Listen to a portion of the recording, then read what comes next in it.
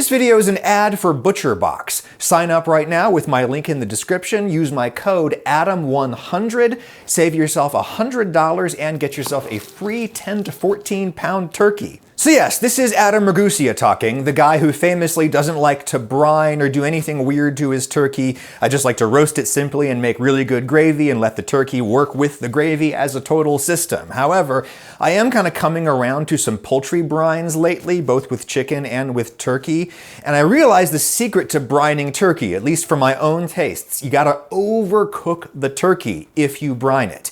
Don't believe me? That's fine. You might not agree with me, but I'm going to show you the difference. Like all the meat ButcherBox sends me, this turkey is going to be responsibly raised. They do 100% grass-fed beef, free-range organic chicken, pork raised, crate-free, and wild-caught seafood, all humanely raised with no antibiotics or added hormones. High-quality meat and seafood you can trust, found for you easily by someone else, and then shipped to your door as often as you want it. So for my purposes today, to do a side-by-side comparison, I'm actually going to spatchcock this turkey, which is not a thing that I normally like to do for a number of reasons. One just being that using a pair of scissors to cut the backbone out of a turkey requires like some serious hand strength. Not everyone would be able to do that. But just cut all the way up the side of the backbone one way and then all the way up the other, and then there's that backbone. We can use that to make stock for the gravy. Then normally I would just flip that bird around and then I would kind of like press on its chest like I'm doing CPR to try to make it lay flat and kind of break the breastbone a little bit so that the whole thing lays flat. Or with a chicken, I would just cut straight through the breastbone because I like how the bone provides a little structure for the meat, but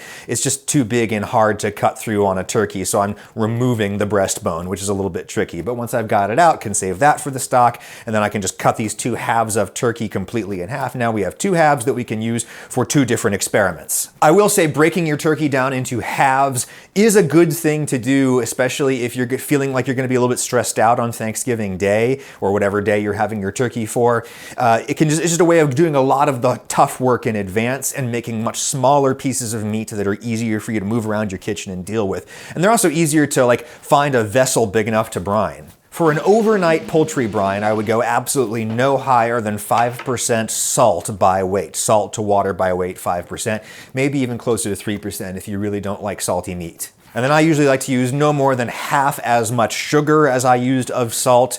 Sugar is a good thing for brines. It just tastes good inside the meat. It helps to kind of plump up the cells a little bit more. You could put other flavors in there for sure, but like a lot of flavors that you would think would make it into the meat in a brine really don't, because water and salt are tiny little molecules. A lot of the other flavor molecules we deal with in the kitchen are really, really big, and they might not pass through the semi-permeable membranes of meat cells, for example. So I tend to find that just salt and sugar is great for the brine itself, and then in terms of other flavors, just put those on top, normal seasoning. So I'll just drop in my two sides o' bird, and then between these ice packs that are sealable, you never want to use unsealed ice inside a brine, right? Because as it melts, it would dilute the solution. Between these sealable ice packs that I'm going to change out and the fact that it's cold in my garage right now, I can just let this brine in here in the garage. If you can't put in the work to make sure that that water is staying at refrigerator temperatures, like 40 degrees Fahrenheit, maybe 4°C, if you can't do that, then you really gotta figure out like what's going on in your refrigerator, make room in there, and do the brining inside. You really can't count on the salt in a brine to keep you safe from pathogens over the course of the brine. But here we are the next day, and I'll just take those out and dry them off a little bit. A lot of seasoning on both sides, but remember, no salt. The meat is already quite salty. Pepper, dried thyme, and sage makes things taste like Thanksgiving to me. Plus, I'll probably do some garlic powder and onion powder because it's me. I just think that makes pretty much everything taste good. Oh yeah, a little bit of oil to get the skin going. Actually, I really like some clarified butter for Thanksgiving when I have time. One other non-standard technique for turkeys and other large birds that I've taken up lately is covering the white meat, the breast, with foil.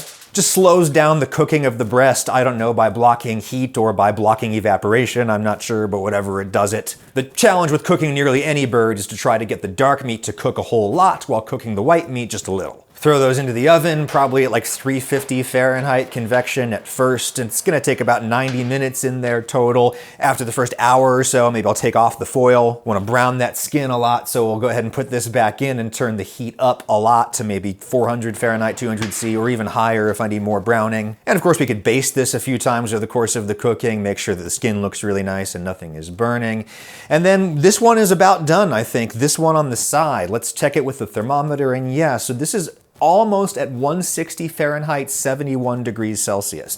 That is generally where I take the white meat of birds that I cook at home. That's a little bit less than what the health authorities recommend, but I know that in the resting, it's going to go up to where the authorities recommend, and that's gonna make sure that all of the pathogens are just instantly dead. So the first one took about 90 minutes. The other one we're gonna give about 10, 15, maybe 20 more minutes so that we can get the breast temperature up to about there, 175 Fahrenheit, 79 Celsius-ish. Might seem insane, and indeed it really would be for roast white meat in any other context, but remember that we did brine this overnight. I'm really excited to taste this bird. Everything that I get from Butcher Box is just really, really high quality. Free shipping to your door always. Curated boxes, curated for your custom needs and wants. 100% grass-fed beef has really changed my opinion on beef, and so I'm really curious now to kind of rediscover beef, and I've been doing that a lot lately with Butcher Box, so I ask for lots of beef. But Butcher Box has tons of variety and exclusive member deals,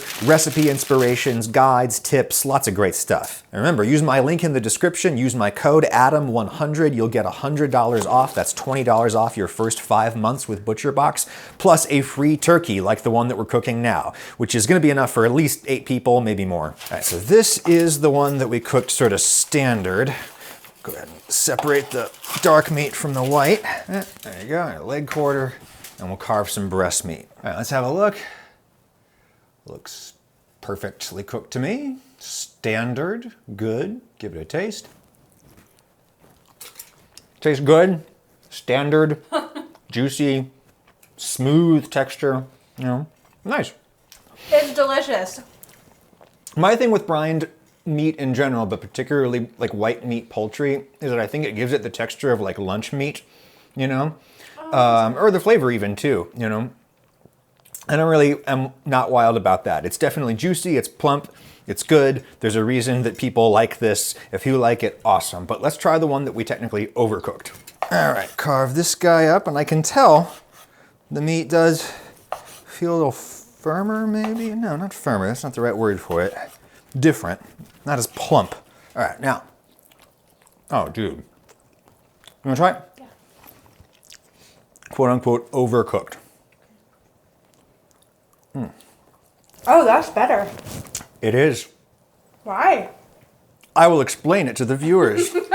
So here's what's going on. One of the many things that brining does to meat is it dissolves some of the proteins inside the meat during the brining process, and this sort of dissolution results in a sort of protein gel that's in amongst those meat fibrils there, and you can even kind of feel it. It's almost like a little gooey or juicy on your tongue. And as is generally the case with moisture trapped inside a gel, it resists evaporation. That's kind of the point of gels in the biological world, such as saliva or mucus or things like that. They exist to kind of hold water and trap it, keep it from evaporating away in large measure. That's why they exist. And that's the function that this gel does inside of brined meat. It actually holds on to water as you cook. And as a result, you can actually cook for longer than you normally would. And the problem with cooking turkey until it's just done is that with brined meat, I think that really especially gets you that kind of plump, over plump lunch meat texture that I dislike. It also makes it so that sort of the rest of the meat is kind of hard and tough, and you especially notice that on the dark meat. Like I can't even pull that apart like I really kind of should be. I really want this much more cooked to dissolve all of that sort of collagen, connective tissue, all that kind of stuff, and make it all sort of soft and sticky and pull apartable, and that just takes more cooking time. In contrast, this quote-unquote overcooked meat is very like soft and pull apartable, which is something that I really look for in our roast. I like that a lot. Let's check the dark meat. I still might not be able to pull this joint. Oh, okay, I pulled the joint. All right, let's just here do this Henry VIII style. Yes, I know that they didn't have turkeys in Henry VIII's time, but they did have other large birds. They're really good. soft like barbecue. And one thing I really don't like about brining is that if you make gravy with the drippings, a little bit of flour in there, brown it off, and then deglaze with water probably. You don't want to use stock that might be salty because this is already extremely salty from all of those brine turkey drippings, but just go ahead and mix that up with the water and yeah, there you go, season it, it's gravy. And it's good, but like, it is so salty. Like to the point where you can taste the chloride, not just the sodium. Like it has like almost a slight swimming pool taste going on. So what you want to do, in my opinion, is if you're going to do the gravy, is just make a whole lot extra stock with that backbone and everything, and just make a whole lot of other stuff with parts that have not been brined, so that you can then cut this gravy with that, and you can get a more reasonable salt content total. Don't forget to use my link in the description, my code ADAM100 to save $100 off of your subscription with ButcherBox. Get all of this new wonderful meat coming to your door. Plus, with that offer, you will get the free turkey, 10 to 14 pound turkey. Beautiful. ADAM100 is the code. Use the link in the description. And I want to thank ButcherBox. Thank you very much for their sponsorship of this video and therefore their support of all of the content that you have enjoyed all year long here on the Ragusia channel. Talk to you next time. Can you chew it? There, you chew a little bit.